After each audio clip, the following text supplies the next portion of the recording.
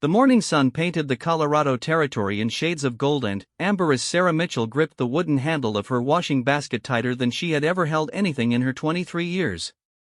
The river below sang its ancient song, but today it sounded different to her ears. Today it sounded like freedom, and freedom was something she had only dreamed about during the long, sleepless nights in her small cabin. Her husband Thomas had left 3 days ago with the other men to drive cattle to the railhead in Denver. The journey would take 2 weeks, maybe 3 if the weather turned bad. For the first time since their marriage 18 months ago, Sarah was truly alone. No angry words echoing through the thin walls. No heavy footsteps that made her heart race with fear. No bruises to hide beneath long sleeves even in the summer heat. She made her way down the narrow path that led to the riverbank, her bare feet finding purchase on stones worn smooth by countless other women who had walked the same route. The basket held everything she owned that needed washing, which wasn't much. 3 dresses, 2 worn thin from constant mending. Undergarments that had seen better days.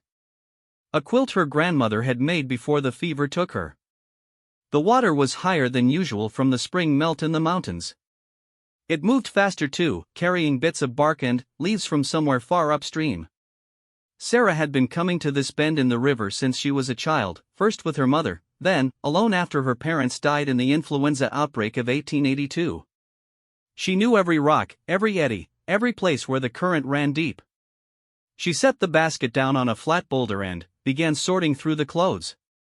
The simple act of washing had always brought her peace. There was something honest about it, something real. Dirt came out if you worked hard enough. Stains could be scrubbed away with enough soap and determination. If only life's problems could be solved so easily. The soap she had made herself from lye and beef fat didn't smell particularly pleasant, but it did the job. She worked Thomas's shirts first, rubbing them against the smooth rocks, watching the brown water carry away the evidence of his careless eating and drinking. She tried not to think about when he would return, tried not to let the familiar knot of anxiety form in her stomach. A red-winged blackbird landed on a branch overhanging the water and began its territorial call.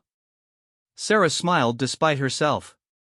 She had always loved the way they defended their small piece of the world so fiercely. There was something to admire in that kind of courage, even if it came from something as small as a bird. She was reaching for her best dress, the blue one with tiny flowers that she had worn to church before Thomas decided they didn't need God's approval for anything, when she heard the thunder of hooves approaching fast along the main trail. Her heart lurched. It was too early for Thomas to be back, but fear had a way of making time elastic, stretching minutes into hours or compressing days into heartbeats. The rider came into view around the bend, and Sarah felt her shoulders relax slightly. It wasn't Thomas. This man was taller, broader across the shoulders, and he sat his horse with an easy grace that spoke of years in the saddle. His hat was pulled low against the morning sun, casting his face in shadow, but she could see he had a thick mustache and weathered skin that told of countless days under the open sky. He was pushing his horse hard, harder than was wise on the rocky trail that ran along the river. Sarah could see foam at the animal's mouth and the dark patches of sweat on its flanks. Whatever had brought him this way, it wasn't a casual journey. The horse stumbled on a loose stone, recovered, then stumbled again. The rider pulled up hard, speaking in low, soothing tones as he dismounted to check his animal's legs. From where she knelt by the water, Sarah could hear his voice but not his words. There was kindness in his tone, the kind of gentleness that spoke well of a man's character. She turned back to her washing, not wanting to seem like she was spying, but kept one ear tuned to the sounds from the trail. The man was examining his horse's front right hoof, cursing softly when he found what he was looking for. A stone, most likely, or maybe the beginning of lameness from being pushed too hard on rough ground. Sarah's mother had always said you could judge a man's heart by how he treated animals and women. This stranger was clearly more concerned about his horse than whatever urgent business had brought him racing down the mountain trail. That spoke well of him, though Sarah had learned to be cautious about making quick judgments when it came to men. She was wringing out one of her dresses when a sudden gust of wind caught the fabric and nearly pulled it from her hands. The weather was changing, as it often did in the mountains. Dark clouds were building to the west, promising rain before noon. She would need to finish quickly if she wanted to get everything clean and back to the cabin before the storm arrived. The blue dress with the tiny flowers proved stubborn. There was a stain on the bodice that she couldn't remember getting, something dark that had set deep into the fabric. She scrubbed harder, using more soap, working the material against the rocks with determination born of long practice and longer frustration.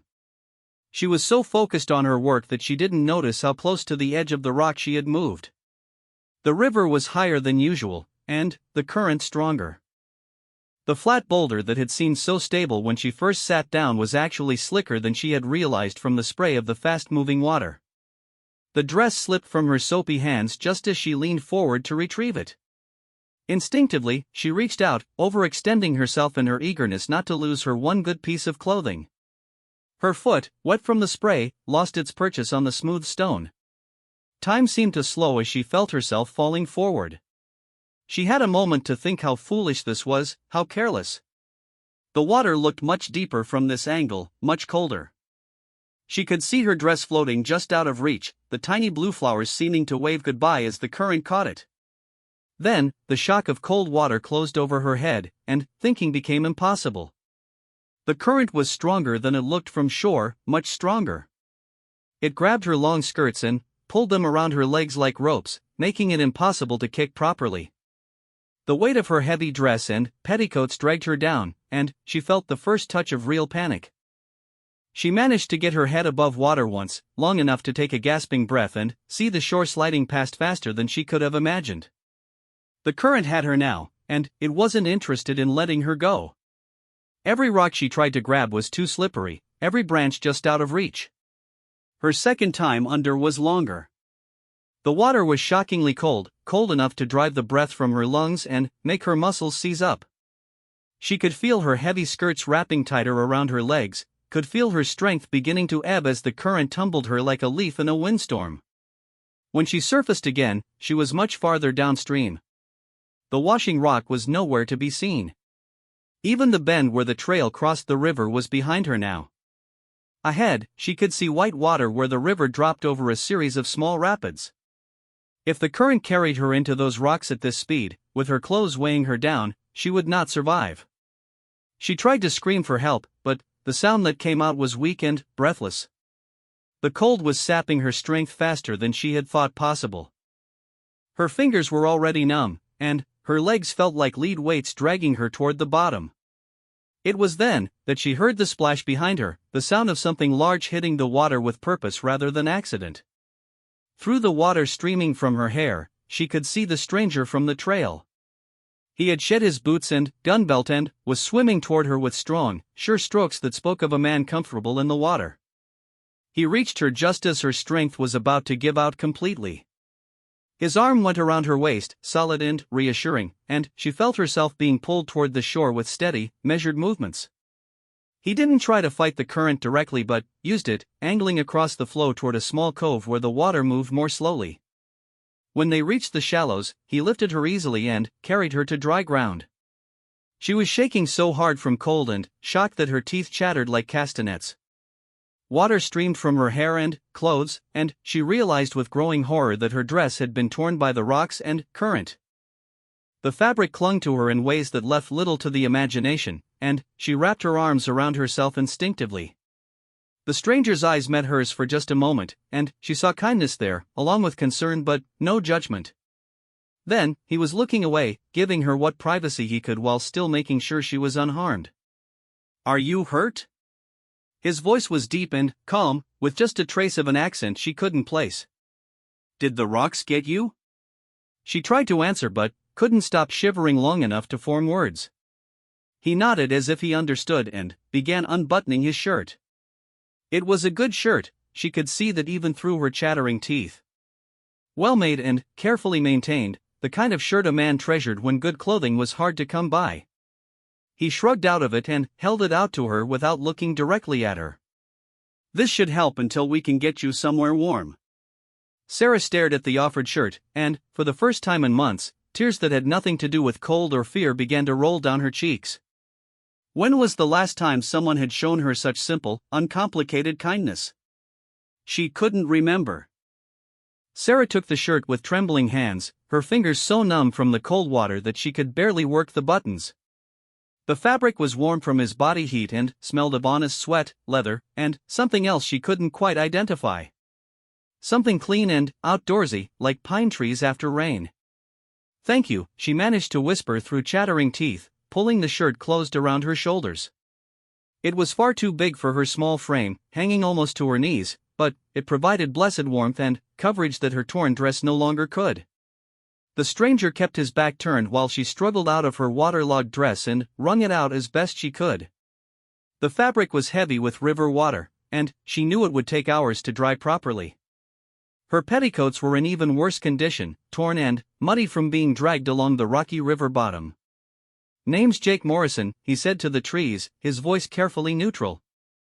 "I've got a camp about a mile upstream. There's a good fire going and coffee that's strong enough to wake the dead. Figured you might could use both about now." Sarah wrapped her arms around herself, suddenly aware of how improper this whole situation was. Here she stood, wearing nothing but a strange man's shirt and her chemise, her hair hanging loose and wet down her back like some kind of wild woman. What would the church ladies say if they could see her now? What would Thomas say? But then, she looked at Jake Morrison's broad back, at the way he stood perfectly still so as not to make her feel more uncomfortable than she already was, and she realized something important. This man had risked his own life to save hers. He had given her his shirt without a second thought, leaving himself bare-chested in the mountain air that was growing colder by the minute. If he had meant her harm, he could have simply let the river do his work for him. "I'm Sarah Mitchell," she said finally, her voice growing steadier as feeling began to return to her fingers and toes. "I live about 2 miles downstream, near the old Miller place." Jake nodded but still didn't turn around. "I know the place. Good land, close to water." "Your husband working the cattle drive to Denver?" The question caught her off guard. How did he know about Thomas? How did he know she was married at all? She looked down at her left hand and saw her simple gold band still gleaming wetly in the morning light. Of course he would have noticed. A man didn't survive long in this territory without being observant about details that might mean the difference between safety and danger. "Yes," she said quietly. "He's been gone 3 days. Won't be back for another 2 weeks, maybe more." Something in her tone must have warned him not to pursue that line of conversation. Instead, he gestured toward the trail where his horse stood patiently waiting, reins hanging loose. The animal had recovered from its earlier hard run and was now cropping grass as if nothing unusual had happened. "Buck there is a good horse, but he's got a stone bruise on his right front. Won't be doing any more fast traveling today. If you don't mind riding double, I can get you to my camp where you can dry out proper like. Then, I'll see you safe home once your clothes are fit to wear." Sarah hesitated. Every proper thought in her head screamed that she couldn't possibly ride anywhere with a strange man, especially dressed as she was. But the practical side of her mind, the part that had kept her alive through 2 hard winters and a difficult marriage, pointed out that she didn't have many choices. Her clothes were soaked through and torn. The weather was turning bad, and she was already chilled to the bone. Walking home in her current condition would likely result in pneumonia, if she didn't freeze first. "I don't want to impose," she said carefully. "You've already done more than enough." Jake finally turned around, and she got her first good look at his face. He was older than she had first thought, maybe 35 or so, with lines around his eyes that spoke of years spent squinting into wind and sun. His mustache was thick and brown, shot through with early gray, and his jaw was strong and clean-shaven except for the mustache. But it was his eyes that caught her attention. They were gray-blue like storm clouds, and they held a kindness that seemed genuine. He was also, she realized with a start, quite handsome in a rugged, weathered sort of way.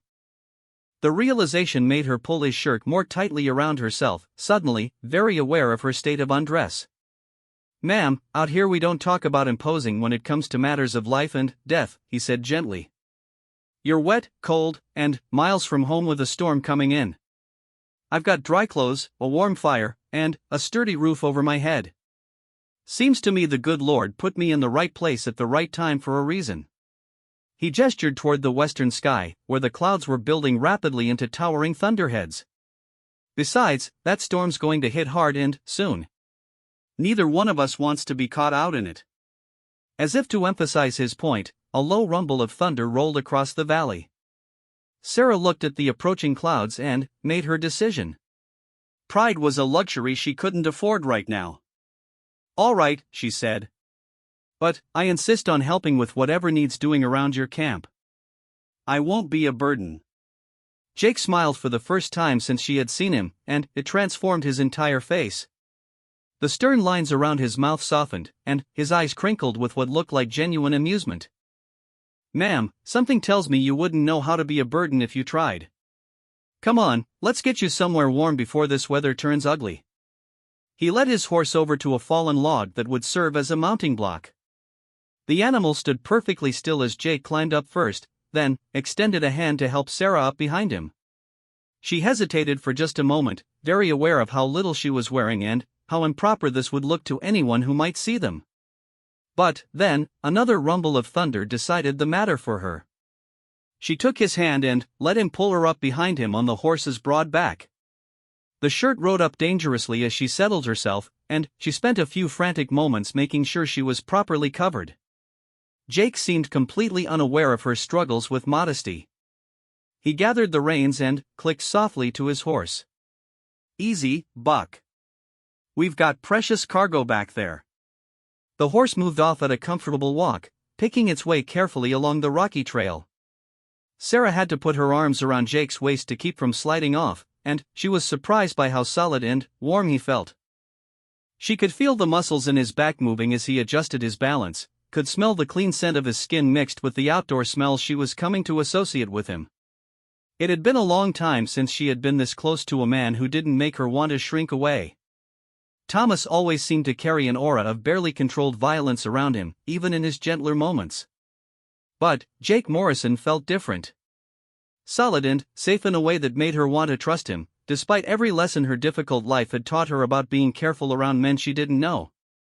They rode in comfortable silence for a while, the only sounds the soft clip-clop of the horse's hooves on stone and the growing rumble of thunder from the approaching storm. Sarah found herself relaxing despite everything, lulled by the rhythm of the horse's gait and the steady warmth of the man in front of her. The trail wound up through a grove of aspen trees whose leaves were just beginning to show their autumn colors. In a few weeks, this whole mountainside would be a blaze of gold and orange, but for now there were just hints of the glory to come. Sarah had always loved this time of year, when the world seemed poised between summer's abundance and winter's harsh beauty. "There's my camp," Jake said, pointing toward a small clearing just visible through the trees. Sarah looked ahead and saw a neat setup that spoke of a man who knew how to take care of himself in the wilderness. A canvas tent was stretched between two sturdy pines, with a stone-ringed fire pit in front where a small but healthy fire crackled cheerfully. A coffee pot sat on a flat rock near the flames, and she could smell the rich aroma even from a distance. Near the fire, a string was stretched between two trees with what looked like clean clothes hanging from it. A washbasin sat on a makeshift table made from a flat rock and two stumps. The whole setup was orderly and clean, the kind of camp a careful man would make when he expected to stay in one place for more than a night or two. "Are you a trapper?" Sarah asked as Jake guided his horse into the clearing. "Among other things," he replied, swinging down from the saddle and then helping her dismount. "I do a little bit of everything, depending on what the season calls for. Trap some in winter, guide hunting parties in the fall, break horses when I can find them that need breaking. Right now I'm scouting timber for a lumber company out of Denver." He led his horse to where a second string was stretched between trees, clearly set up as a picket line. Buck was obviously accustomed to the routine and stood quietly while Jake unsaddled him and rubbed him down with a piece of sacking. Sarah stood near the fire, grateful for its warmth but uncertain what to do with herself.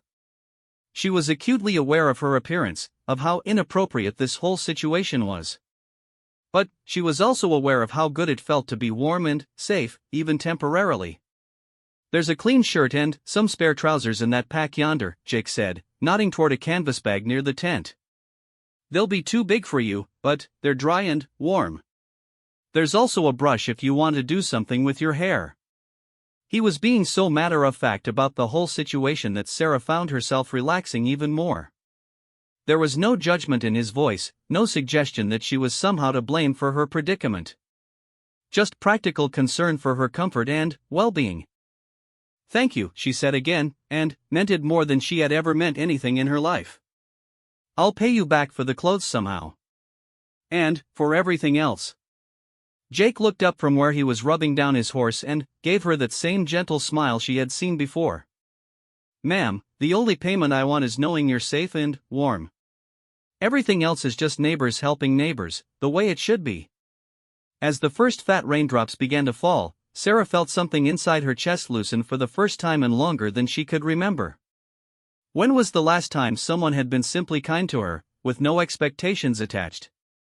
She couldn't remember, but she found herself thinking that maybe, just maybe, there were still good people in the world after all.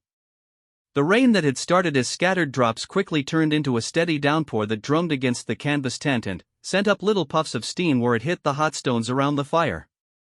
Sarah was grateful for Jake's foresight in choosing a campsite with good natural drainage, as rivulets of water ran away from their shelter rather than pooling around their feet. She had changed into Jake's spare clothes behind the tent, and, while they were indeed far too large for her small frame, they were blissfully dry and warm. The shirt hung to her mid-thigh, and she had to roll the sleeves up several times to free her hands. The trousers were even more challenging, requiring a piece of rope as a belt to keep them from falling down entirely. But she felt human again for the first time since her unexpected swim in the river. Jake had retrieved her wet clothes and hung them near the fire where the heat and smoke would help them dry faster. He had done this without being asked, just as he had done everything else, with a quiet competence that spoke of a man accustomed to taking care of details without fanfare. "Coffee's ready," he said, filling a tin cup with the dark brew and handing it to her carefully. "It's strong enough to dissolve horseshoes, but it'll warm you from the inside out." Sarah accepted the cup gratefully and took a cautious sip. He hadn't been exaggerating about the strength. The coffee was indeed strong enough to wake the dead, but it was also hot and satisfying in a way that made her realize how long it had been since she had tasted anything made with such care. "This is wonderful," she said honestly. "How did you learn to make coffee like this?" Jake settled himself on a log across the fire from her, his own cup steaming in his hands. "Trail cook on a couple of cattle drives when I was younger. Man who taught me said there were only two kinds of coffee worth drinking, good coffee and coffee so bad it was good. This recipe falls somewhere between the two." They sat in comfortable silence for a while, listening to the rain and watching the fire dance between them. Sarah found herself stealing glances at her rescuer when she thought he wasn't looking. Without his shirt, she could see that he was built like a man who worked hard for his living. His shoulders and arms were corded with muscle, and his hands, wrapped around the coffee cup, were scarred and calloused from years of rope and weather. But it was more than his physical presence that drew her attention.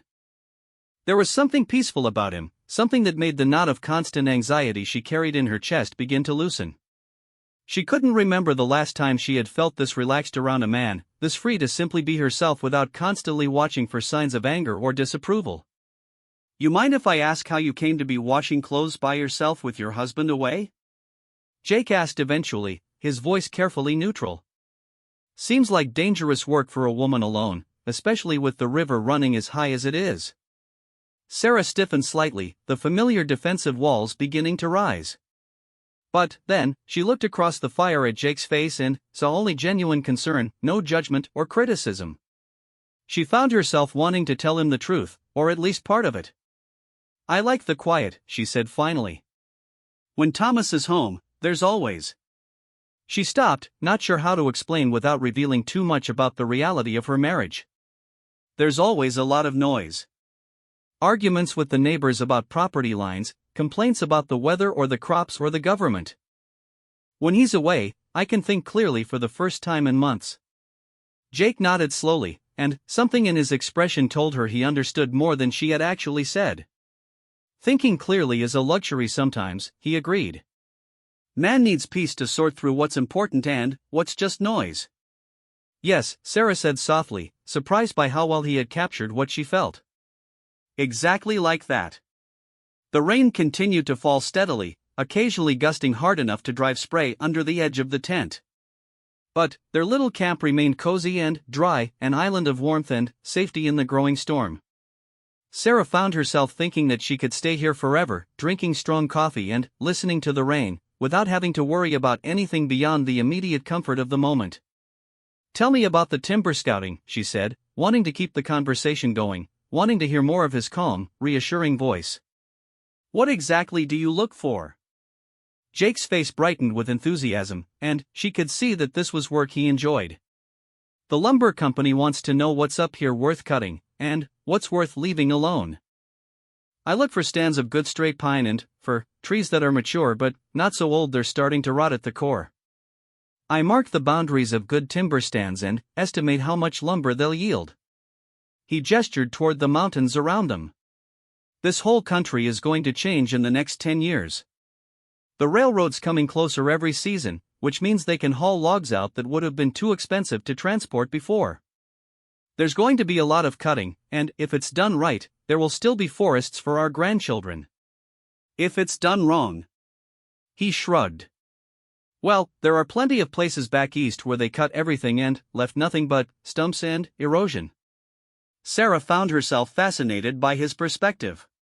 She had never thought about the mountains in terms of resources and management, had always seen them simply as a beautiful backdrop to her daily life. But Jake's words painted a picture of a complex web of decisions that would affect everyone who lived in the territory for generations to come. "Do you have a say in how the cutting is done?" she asked. "Some. The company hired me partly because I know this country, but also because I have some strong opinions about sustainable harvesting. If you take too much too fast, you destroy the very thing that's making you money. Better to take a reasonable amount each year and ensure there's always more growing up to replace it." As he talked, Sarah found herself studying his face more openly. There was intelligence there, and passion for his work, but also something else. A sadness, maybe, or a kind of loneliness that he kept carefully hidden beneath his competent exterior. She wondered what had brought him to this solitary life in the mountains, whether he had chosen it or whether circumstances had chosen it for him. "What about you?" Jake asked, interrupting her thoughts. "What do you do besides wrestle with rivers and lose clothing to the current?" Sarah laughed, a sound that surprised her with its lightness. When was the last time she had laughed about anything? "I keep house, tend a small garden, do some sewing for ladies in town when I can get it. Nothing nearly as interesting as timber scouting." "I don't know about that," Jake said thoughtfully. "Seems to me that keeping a home going in this country is about as challenging and important as anything a person can do. Takes real skill to make a life in a place that doesn't always want to cooperate." His words warmed her more than the coffee had. Thomas had never acknowledged the work she did as anything more than basic duty, had never suggested that her contributions had any value beyond the immediate convenience they provided him. To hear someone speak of her work with respect was like discovering a part of herself she had forgotten existed. The conversation drifted to other topics as the afternoon wore on. Jake told her stories of his travels, of places he had seen and people he had met in his wanderings across the territory. Sarah found herself telling him about her garden, about the varieties of vegetables she was trying to grow at this altitude, about her ongoing battle with rabbits and deer who seemed to think she was planting exclusively for their benefit. They talked about books, discovering a shared love of stories and ideas that surprised them both. Jake had a small collection of books in his pack, carefully wrapped against moisture, and Sarah admitted that she had read everything in the small library at the church in town at least twice. As the afternoon stretched toward evening, Sarah became aware of a growing problem. The rain showed no signs of letting up, and her clothes, while drier than they had been, were still damp and certainly not suitable for traveling. Even if the weather cleared, it would be dark soon, and the trail between Jake's camp and her home was treacherous enough in daylight. She could see from Jake's occasional glances at the sky that he was thinking the same thing, but neither of them wanted to be the first to acknowledge the obvious: she was going to have to spend the night here. The impropriety of the situation was scandalous enough to make the church ladies faint if they ever found out. An unmarried woman spending the night alone with a strange man, miles from proper supervision, wearing his clothes and sharing his fire. But what choice did she have? The alternative was to risk pneumonia or worse by attempting to travel in wet clothes through a mountain storm in the dark. "Sarah," Jake said finally, his voice careful and respectful, "I'm thinking you might need to stay here tonight. The trail's going to be muddy and dangerous in this rain, and your clothes aren't anywhere near dry enough for traveling." Sarah felt relief wash over her, followed immediately by a flutter of anxiety. "I can't impose on you any more than I already have. And people will talk if they find out." "Let them talk," Jake said firmly. "People who would rather see you risk your life than spend a night safe and warm aren't worth worrying about. As for imposing, you're not. I've got plenty of space, plenty of food, and I'd sleep better knowing you're safe than I would wondering if you made it home in one piece." He stood and began rummaging through his packs, pulling out items with the efficiency of a man who had done this many times before. "I've got an extra bedroll, and there's plenty of room in the tent for both of us. You can have the back half where it's warmest, and I'll sleep near the entrance where I can keep the fire going." Sarah watched him work and felt something shift inside her chest. Here was a man offering her shelter and protection without asking for anything in return, without making her feel like she owed him something she wasn't prepared to give. The contrast with what she was accustomed to in her marriage was so stark it made her throat tight with emotion she couldn't quite name. "All right," she said quietly. "But I insist on helping with supper and anything else that needs doing. I won't be a helpless guest." Jake looked up from the supplies he was sorting and gave her that same warm smile that had been disarming her all day. "Ma'am, I've been taking care of myself in the wilderness for more years than I care to count, but I can't remember the last time I had the pleasure of sharing a meal with good company. You want to help with supper? I'd be honored to have your assistance." As the rain continued to drum on the canvas above them and darkness began to settle over the mountains, Sarah found herself thinking that this was perhaps the most pleasant evening she had spent in longer than she could remember. There was something to be said for simple kindness, for conversation between equals, for the comfortable rhythm of shared work around a warm fire. She tried not to think about what tomorrow would bring, tried not to let her mind wander to the inevitable return to her empty cabin and the life that waited for her there. For now, for this one evening, she was content to be warm and safe and treated with a respect she had almost forgotten existed. The morning dawned crisp and clear, with the kind of crystalline air that only came after a good rain in the mountains. Sarah woke gradually, taking a moment to remember where she was and why she felt so rested. She had slept deeply for the first time in months, lulled by the steady sound of rain on canvas and the comforting presence of someone she trusted sleeping nearby. Jake was already up. She could hear him moving quietly around the camp, building up the fire and starting coffee. The man seemed to run on an internal clock that had him rising with the sun regardless of how late he had stayed up the night before. They had talked until well past midnight, sharing stories and perspectives that had left her feeling more understood than she had in years. Her clothes were finally dry, hanging stiff and slightly stained from their ordeal in the river, but wearable. She dressed quickly in the tent, grateful for the privacy Jake's thoughtfulness had provided. When she emerged, she found him crouched by the fire, turning strips of bacon in a cast iron skillet that looked like it had seen many camps and many miles. "Morning," he said with a smile that seemed to chase away the last of the mountain chill. "How did you sleep?" "Better than I have in a long time," Sarah admitted, surprised by her own honesty. "I think it was the sound of the rain. So peaceful." Jake nodded knowingly. There's something about weather sounds that helps a person rest. Rain, wind in the trees, even thunder if it's far enough away. Makes you feel like you're safe inside while the world takes care of itself outside. He handed her a cup of coffee, and she noticed that it was slightly weaker than yesterday's brew. He had remembered her reaction to the strong coffee and adjusted accordingly, a small kindness that spoke volumes about his attention to detail and consideration for others. They shared a breakfast of bacon, pan bread, and wild honey that Jake had traded for with some local settlers. The food was simple but satisfying, and Sarah found herself savoring not just the flavors but the easy companionship that went with the meal. There was no tension here, no walking on eggshells or careful attention to moods and warning signs. Just two people sharing food and conversation in the clear morning air. "I should get you home," Jake said eventually, though something in his tone suggested he was no more eager to end their time together than she was. People will be wondering where you are, and I expect you've got things that need tending. Sarah nodded, though the thought of returning to her empty cabin filled her with a strange reluctance. The past day had shown her something she had almost forgotten existed: the possibility of genuine human connection, of kindness without strings attached, of being valued for herself rather than for what she could provide. They broke camp with the same quiet efficiency that had marked everything else about Jake's approach to wilderness living. Sarah helped pack the supplies and roll up the bedding, amazed at how quickly their cozy shelter transformed back into portable gear. Within an hour, they were mounted on Buck and heading down the trail toward her home.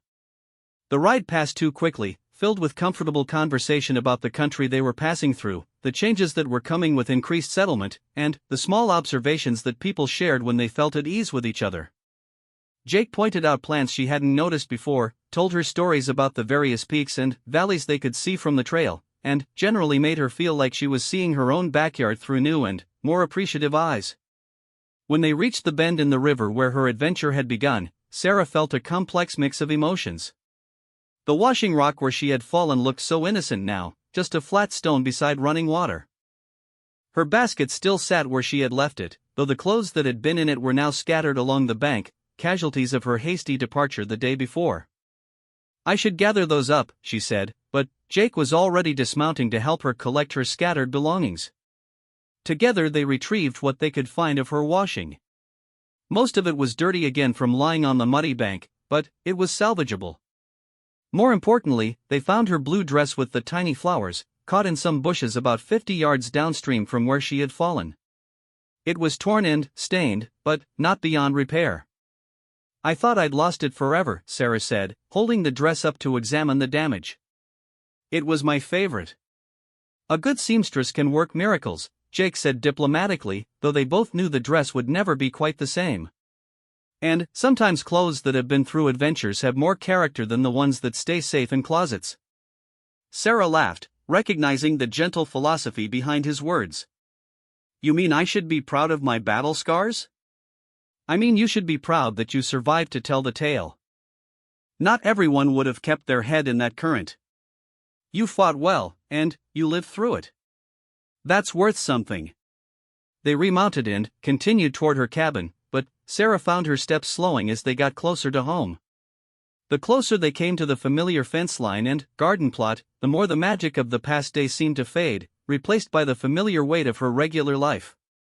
Her cabin sat exactly as she had left it, small and neat but somehow oppressive after the freedom of the open camp.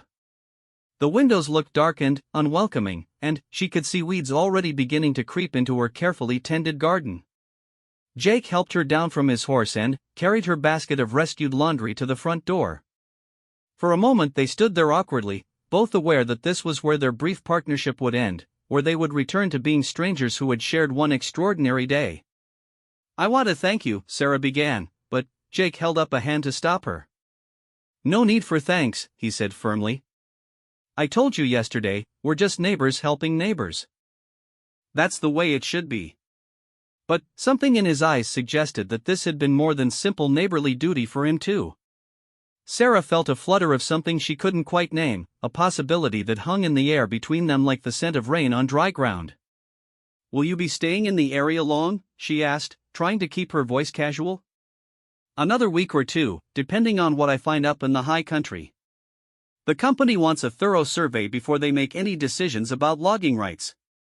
Sarah nodded, telling herself that the relief she felt was simply because it was good to know there was someone reliable in the area while Thomas was away. But she knew there was more to it than that, knew that the idea of Jake Morrison riding away forever left her feeling strangely hollow. "If you're ever in need of a hot meal or..." She paused, not sure how to extend the invitation without seeming forward. "Well, if you're ever in the area and need anything, please don't hesitate to stop by." Jake touched the brim of his hat in a gesture that was both courtly and completely natural. "That's very kind of you, ma'am. I might just take you up on that offer." He mounted his horse and gathered the reins, but hesitated before riding away. "Sarah," he said, and it was the first time he had used her given name without the formal ma'am attached. "If you ever need anything at all, my camp is easy enough to find. You just follow the main trail upstream about 3 miles and look for the twin pine trees with the lightning scar. I'll be there most evenings until I finish my work in this area." Sarah felt her heart skip a beat at the invitation, at the possibility it implied. "Thank you," she said simply. "I'll remember that." She watched him right away until he disappeared around the bend in the trail, then stood for a long time looking at the empty path. The silence that had seemed so welcome when Thomas left now felt different, charged with possibilities she hadn't imagined before. Inside the cabin, she hung her rescued clothes and began the process of returning to her normal routine. But everything felt different now. The simple act of making tea became a meditation on the kindness of sharing coffee around a campfire. Tending her garden reminded her of Jake's words about sustainable harvesting, about taking care of resources so they would be there for future generations. Most of all, she found herself thinking about the way he had looked at her during their conversations, as if her thoughts and opinions mattered, as if she was someone worth listening to. It had been so long since anyone had treated her as an equal, as a person with ideas and insights worth considering. Over the next few days, Sarah found herself glancing up the trail more often than she cared to admit, wondering if she might see a familiar figure on horseback coming down from the mountains. She told herself she was simply being friendly, simply hoping to see a neighbor who had been kind to her. But she knew it was more complicated than that. On the 4th day after their parting, she made a decision that surprised her with its boldness. She prepared a basket with fresh bread, some of the honey she had put up from her own beehives, and a jar of the wild strawberry jam that was her particular specialty. Then, she saddled her gentle mare and set out up the trail toward the twin pine trees with the lightning scar. She told herself she was simply returning kindness with kindness, paying back a debt of gratitude. But, as she rode through the afternoon light filtering through the aspen trees, she admitted to herself that what she really wanted was to see Jake Morrison again, to recapture some of that sense of peace and possibility she had felt around his campfire. The trail wound upward through country that became more beautiful with every mile. She had lived in this valley for over 2 years, but she had never ventured this far into the high country. Jake had been right about the twin pines. They were unmistakable landmarks, 2 massive trees that had been struck by lightning at some point in their long lives but had survived to grow even stronger around their scars. She could smell wood smoke before she could see the camp, and her heart began beating faster with anticipation and nervousness. What if he thought her too forward for coming? What if he had simply been polite when he extended the invitation? What if she had misunderstood the entire situation? But, when she rode into the clearing and saw Jake's face light up with genuine pleasure at the sight of her, all her doubts evaporated like morning mist. "Sarah," he said, standing up from where he had been mending a piece of harness. "What a pleasant surprise. I brought some things I thought you might enjoy," she said, dismounting and retrieving her basket. "Fresh bread and some preserves. It seemed like the least I could do after all your kindness." Jake accepted the basket with a smile that reached his eyes. "Ma'am, you didn't owe me anything, but I'm grateful all the same. It's been a long time since I've had fresh bread, and longer still since I've had company for supper." As the evening shadows lengthened and they shared the simple meal she had brought, Sarah realized something important. For the first time in her adult life, she was exactly where she wanted to be, with exactly the person she wanted to be with. The future was uncertain, and there would be difficult decisions to make when Thomas returned from Denver. But, for now, in this moment, she was content to simply be herself in the company of someone who seemed to value that self for exactly what it was. The stars came out one by one in the clear mountain sky, and Sarah found herself thinking that whatever came next, this feeling of being truly seen and appreciated was something she would carry with her always. Sometimes, she realized, the river didn't just take things away. Sometimes it brought exactly what you needed, even if you didn't know you needed it at the time.